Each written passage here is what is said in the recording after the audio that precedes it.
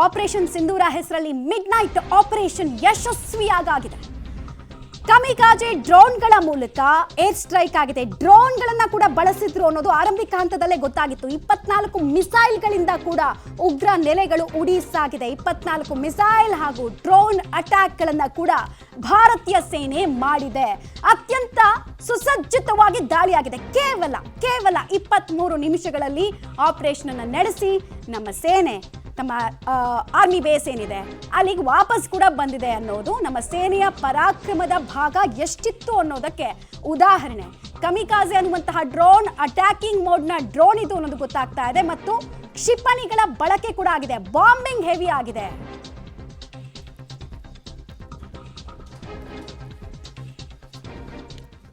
ಈ ವಿಚಾರವಾಗಿ ಮಾತನಾಡೋದಕ್ಕೆ ನಮ್ಮ ಜೊತೆಗೆ ವಿಂಗ್ ಕಮಾಂಡರ್ ಸುದರ್ಶನ್ ಅವರು ಕೂಡ ಜಾಯಿನ್ ಆಗ್ತಾ ಇದ್ದಾರೆ. ಜೈ ಹಿಂದ್ ಸರ್. ಇವತ್ತಿನ ದಿನ ಬಹಳ ಸುದೀನ ಭಾರತದ ಪಾಲಿಗೆ, ಅದರಲ್ಲೂ ನಮ್ಮ ಭಾರತೀಯ ವಾಯು ಸೇನೆ IAF ಅವರ ಪರಾಕ್ರಮ ಮತ್ತೊಮ್ಮೆ ಜಗತ್ತಿಗೆ ದರ್ಶನ ಆಗಿದೆ ಅಂತ ನಾನು ಕೇಳ್ತಾ ಇದ್ದೆ. IAF ನ ಪರಾಕ್ರಮ ಜಗತ್ತಿಗೆ ಮತ್ತೊಮ್ಮೆ ಪ್ರದರ್ಶನ ಆಗಿದೆ ಇವತ್ತು ಅಂತ. ಹೌದು. ಏನ್ ಹೇಳ್ತೀರಾ ಸರ್, ಹೆಂಗ್ ನಡೀತು ಈ ಆಪರೇಷನ್ ಅಂತ ಅನ್ಸುತ್ತೆ? ಬಿಕಾಸ್ ನಿಮಗೆ ಈ IAF ಕುರಿತಂತೆ ನಿಮಗಿಂತ ಹೆಚ್ಚಿನ ಮಾಹಿತಿ ಯಾರಿಗೂ ಇರ್ಲಿಕ್ಕೆ ಸಾಧ್ಯ ಇಲ್ಲ. ಸೊ ಹೆಂಗಾಗಿರಬಹುದು ಕಂಪ್ಲೀಟ್ ಆಗಿ ಅಟ್ಯಾಕ್ ಪ್ಲಾನಿಂಗ್ ಇರ್ಬೋದು, ಟೈಮಿಂಗ್ ಇರ್ಬೋದು, ಟಾರ್ಗೆಟ್ ಫಿಕ್ಸ್ ಮಾಡ್ಕೊಂಡಿರ್ಬೋದು, ಅದ್ರ ಬಗ್ಗೆ ನಮ್ಮ ವ್ಯೂವರ್ಸ್ಗೆ ಸ್ವಲ್ಪ ವಿವರಿಸೋದಾದ್ರೆ.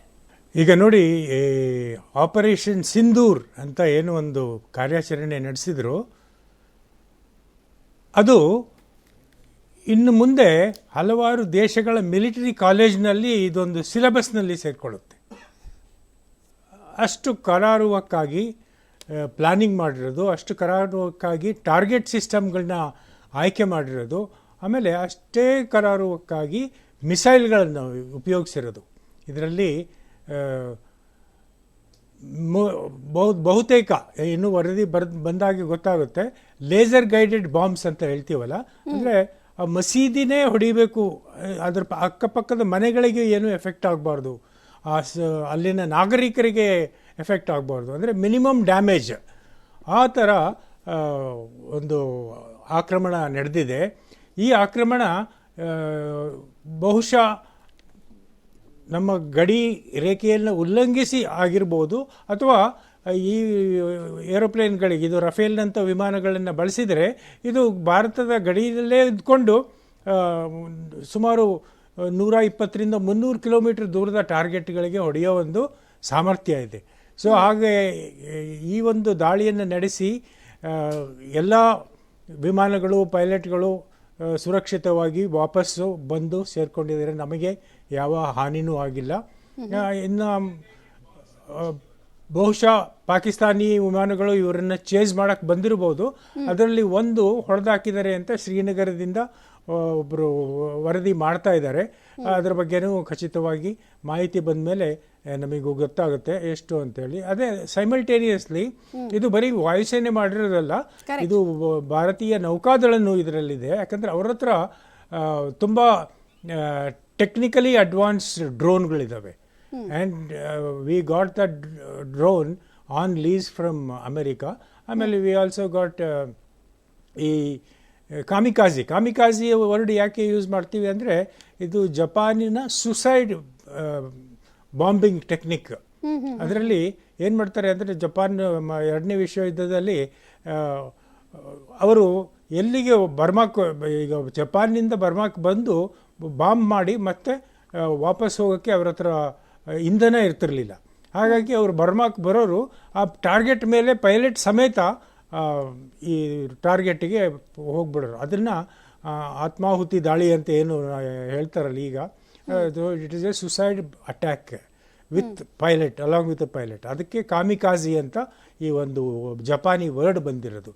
ಈ ಕಾಮಿಕಾಜಿ ಡ್ರೋನ್ಗಳು ಏನಾಗುತ್ತೆ ಅಂದರೆ, they will in a very high speed, they will go and hit the target and they will perish. The drones will perish along with the bomb, whatever missile, whatever they are carrying. So ಅದಕ್ಕೆ ಈ ಕಾಮಿಕಾಜಿ ಡ್ರೋನ್ಗಳನ್ನು ಇದರಲ್ಲಿ ಉಪಯೋಗಿಸಿದೆ ಅಂತ ಹೇಳ್ತಾರೆ. ಇದು navy ಕಡೆಯಿಂದ ಬಂದಿರೋದು, ಅಂದರೆ ಭಾರತೀಯ ನೌಕಾದಳದಿಂದ. ಏರ್ಫೋರ್ಸಿಂದು ಈಗಾಗಲೇ ಹೇಳಿದಾಗೆ ಭಾಳ ಒಳ್ಳೆ ಕರಾರುಕ್ಕಾದ ಪ್ಲ್ಯಾನ್ ಹಾಕ್ಕೊಂಡಿದ್ದಾರೆ. ಆಮೇಲೆ ಎಲ್ಲ ಏರೋಪ್ಲೇನ್ಗಳು ಒಂದೇ ಕಡೆಯಿಂದ ಬಂದಿಲ್ಲ, ಸುಮಾರು 3-4 ಬೇಸ್ಗಳಿಂದ ಬಂದಿದೆ. ಅಲ್ಲಿ ಇವರೆಲ್ಲ ಒಂದು ಕಡೆ ಫಾರ್ಮೇಷನ್ ಆಗುತ್ತೆ, ಅದನ್ನು ಮಾಸ್ಟರ್ ಇಂಟರ್ಸೆಪ್ಷನ್ ಪಾಯಿಂಟ್ ಅಂತಾರೆ, MIP. ಅಲ್ಲಿಂದ ಅವರು ಚದುರಿಕೊಂಡು 9 ದಿಕ್ಕಿಗೆ ಹೋಗಿರ್ತಾರೆ, ಅಂದರೆ 9 ಟಾರ್ಗೆಟ್ಗಳ ಕಡೆ ಹೋಗಿರ್ತಾರೆ. ಅದು ಇಂಡಿವಿಜುವಲ್ ಇದು ಟಾರ್ಗೆಟ್ ಕೊಟ್ಟಿರ್ತಾರಲ್ಲ, ಆ ಟಾರ್ಗೆಟ್ ಮೇಲೆ ಇವರು ದಾಳಿ ನಡೆಸಿ ಭಾಳ ಕರಾರುವಕ್ಕಾದ ದಾಳಿ. ಈಗ ನೋಡಿ, ಈ 9 ಸೈಟ್ಗಳೇನಿದ್ದಾವೆ ಟಾರ್ಗೆಟ್ ಸಿಸ್ಟಮ್, ಅವೆಲ್ಲ ಭಯೋತ್ಪಾದಕ ತಾಣಗಳು. ನಾವು ಪಾಕಿಸ್ತಾನದ ಮಿಲಿಟರಿ ಬೇಸ್ ಮೇಲೆ ಎಂದೂ ದಾಳಿ ಮಾಡಿಲ್ಲ. ಆಮೇಲೆ ನಾಗರಿಕ ಒಂದು ವಸತಿ ಗೃಹಗಳಿಗೆಲ್ಲ ಹಾನಿ ಆಗದಾಗೆ ಈ ದಾಳಿಯನ್ನು ನಡೆಸಿದ್ದಾರೆ. ಬರೀ ಭಯೋತ್ಪಾದಕರು, ಅಲ್ಲಿದ್ದ ಭಯೋತ್ಪಾದಕರು ಮಟಾಶ್ ಆಗಿದ್ದಾರೆ. ಆಮೇಲೆ ಭಾರತೀಯ ಭೂಸೇನೆಯು ಭಾಳ ಜೋರಾಗಿ ಆ್ಯಕ್ಟಿವ್ ಆಗಿದೆ. ಕುಪ್ವಾರ ಮತ್ತು ನೌಶೇರಾ ಸೆಕ್ಟರ್ನಲ್ಲಿ ಈಗಾಗಲೇ ಭಾಳ ದೊಡ್ಡ ಮಟ್ಟದ ಆರ್ಟಿಲರಿ ಫೈರಿಂಗ್ ನಡೀತಾ ಇದೆ. ಆ ಕಡೆನೂ ತುಂಬ ಜನ ಹೋಗಿದ್ದಾರೆ ಅಂತ ವರದಿ ಬರ್ತಾ ಇದೆ. ಇನ್ನು as and when the picture is clearer, ಇನ್ನೊಂದು ಸ್ವಲ್ಪ ನಾವು ಇದ್ರ ಬಗ್ಗೆ ಮಾಹಿತಿ ಕೊಡ್ಬೋದು.